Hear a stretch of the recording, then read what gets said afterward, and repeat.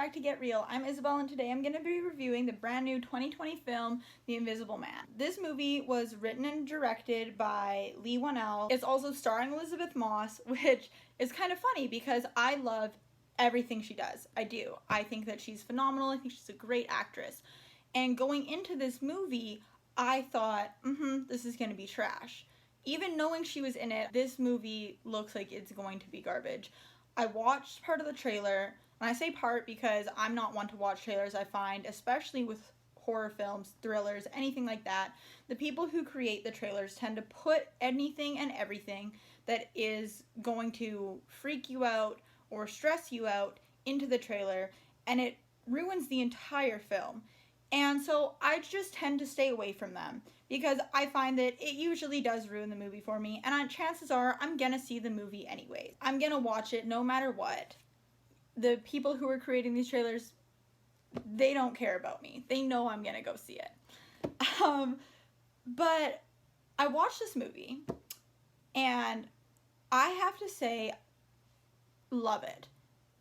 For the first time in a long time, I actually was on the edge of my seat the whole time. And not necessarily just in like a, oh my god, what's gonna happen next? Like, I was genuinely scared.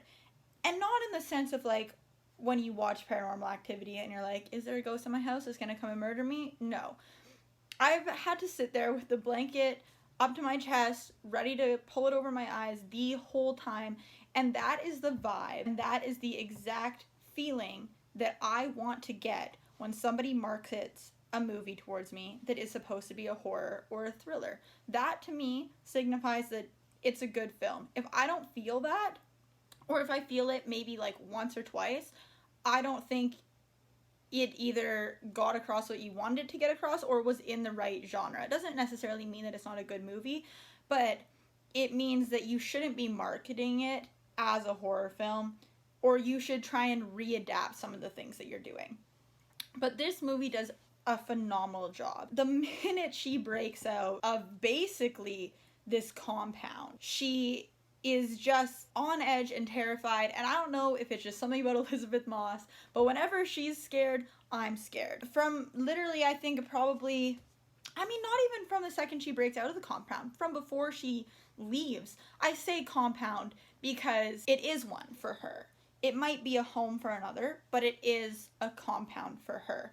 And I think that that actually redirects it into the main thing that just made me absolutely love this movie. And that is the fact that it speaks so much truth to so many actual real life issues surrounding women and surrounding abuse. And I think that to put something like that into a movie like this is so well done, especially because usually with a movie like this, they're not going to try and make a statement. They're not going to try and put those things in. They're just going to be, oh, you know what? It's scary. Someone's out to kill her. She's a dumb blonde. And she hides in the corner and screams and she dies.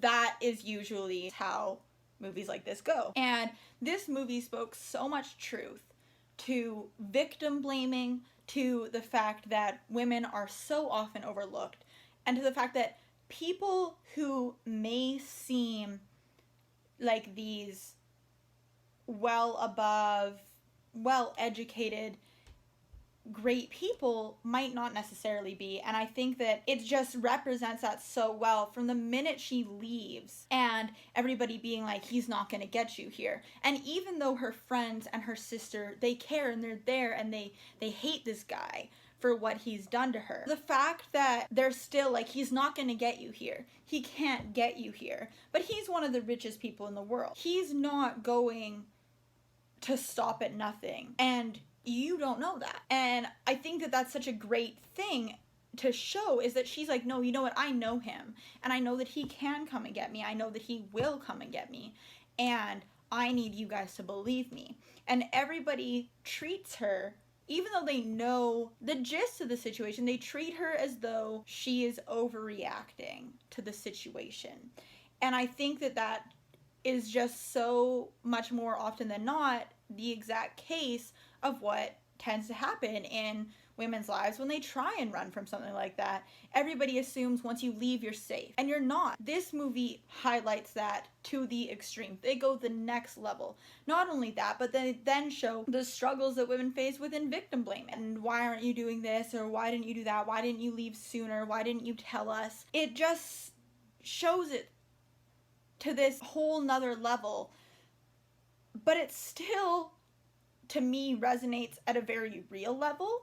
It's at this place where you're like, holy shit, that's insane, and this is very clearly a made-up scenario, but it's also a very realistic event for so many people. Even though the scenario of it is this extreme, for other people, this can be that level of extreme, just not with the technology and everything that is happening within the movie. And I think that the movie does such a good job of tying this all in. And then not only that, but also tying in the fact that in some people's eyes, women are there to produce babies, to obey, and that's it. And I think that that is such an amazing thing to highlight, is that even within this time and this advancement, and I think that is the main point, is that they live in their bubble within this world of insane technology. He's one of the people with the craziest technology known to man. He makes all of it. He is this highly educated person who is in some ways so advanced, but in so many other ways, it's like he's still a Neanderthal. He's still in the mindset of that woman is there to obey him, and she is there to produce him a child. And that is all that she is there for.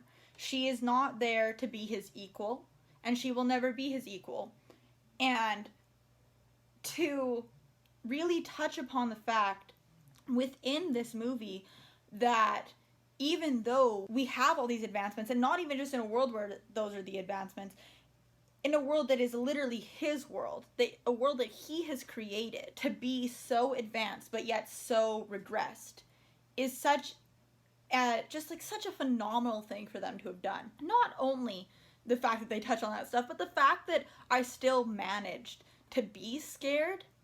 And I don't know if it's because as a woman, I recognize that those are things that happen every single day, or if it's because I was just genuinely scared of this, because it actually is just a great movie. From like 5 minutes in, I think I like jumped and screamed and literally like spilled my popcorn because I was just like, holy fuck, like, and was like terrified. And I really, really applaud Leigh Whannell for doing this, because I think that it is a really next level step within this genre of film and within this kind of a community, because so much more often than not, horror is not taken seriously. Thrillers are not taken seriously. I mean, I find within my own experience that romances are almost taken more seriously than horror are. Like, people don't recognize horror films necessarily as masterpieces, and I would go so far as to say that The Invisible Man is a masterpiece. I love it. 10 out of 10. I strongly recommend watching this movie, and I think that it will give you a lot of insight into what a lot of people experience. And I think that if you're going to watch it, you need to go into it with the mindset of, hey, this is really far-fetched, but it's also very, very realistic. And I just applaud him for everything that he did with this film. Not only that, I also applaud Elisabeth Moss for her incredible acting once again. I don't know how she does it every single time, but she amazes me. I love her so much. And I hope that you guys also really enjoy this movie.